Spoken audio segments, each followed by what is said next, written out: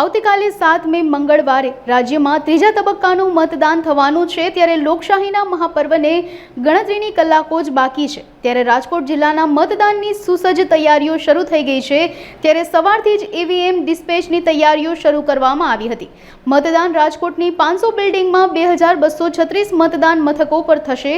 મતદાન મથકોમાં EVM VVPAT stationary સહિતના સાધનોની ફાળવણી કરવામાં આવશે। 1035થી વધુ કર્મચારીઓ રાજકોટ લોકસભા ચૂંટણીના મતદાન મથકો પર કાર્યરત રહેશે તેમજ 3200થી વધુ પોલીસ કર્મીઓ સુરક્ષા વ્યવસ્થા સંભાળશે। લોકસભા ચૂંટણી બંદોબસ્તમાં 1 ADG, 1 DIG, 4 SP, 8 DYSP, 26 PI, 65 PSI, 1222 police જવાનો તેમજ 1374 હોમગાર્ડ જવાનો અને સીઆરપીએફ જવાનોની 4 કંપનીઓ તૈનાત રહેશે।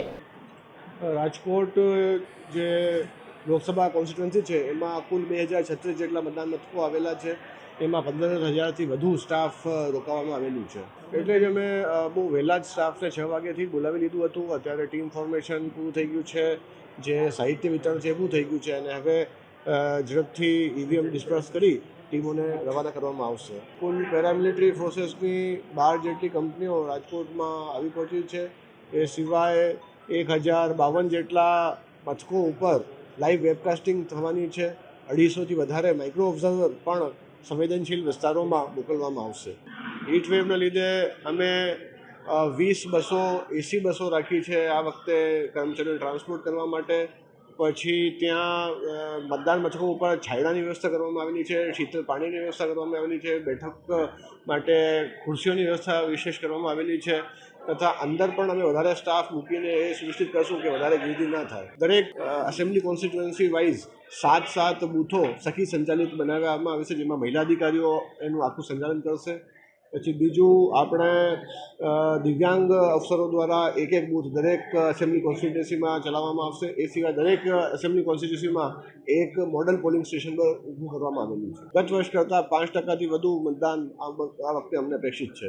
મહેશ શુક્લ, મામલતદાર, રાજકોટ પશ્ચિમ। સવારે 6 વાગ્યાથી અમારું આ કામ શરૂ થયું છે। જે બીજી એસીમાં જે અહીંયાથી સ્ટાફ રવાના કરવાનો હતો એને 6 વાગે અમે લગભગ 6 બસો અહીંયાથી જસદણ અને ગોંડલ સાઈડ રવાના કરી છે સ્ટાફને।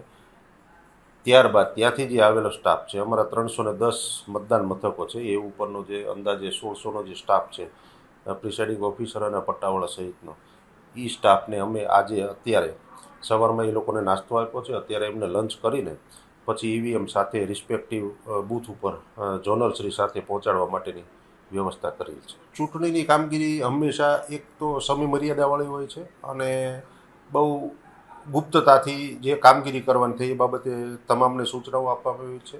કોઈ ક્યાંય એક પણ મતદાન મથકે ગુપ્તતાનો ભંગ ન થાય।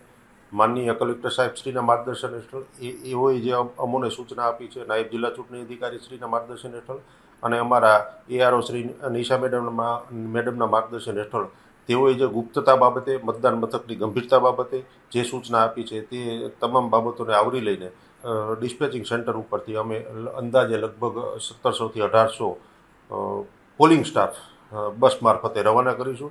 અને એમાં એક વધારાનું એ કહેવાનું છે કે માનનીય કલેક્ટર સાહેબની પ્રેરણા અને એમના પ્રયત્નોથી અમોને કોર્પોરેશનમાંથી 5 એસી બસો આપવામાં આવી છે, જે ગરમીને ધ્યાને રાખીને અને આ ગરમીમાં જે પોલિંગ સ્ટાફ હેરાન ન થાય એને ધ્યાને રાખીને એ બસોને પણ અમે જે લાંબો રૂટ છે એ લાંબા રૂટમાં એ 5 બસોને અમે યુઝ કરીશું।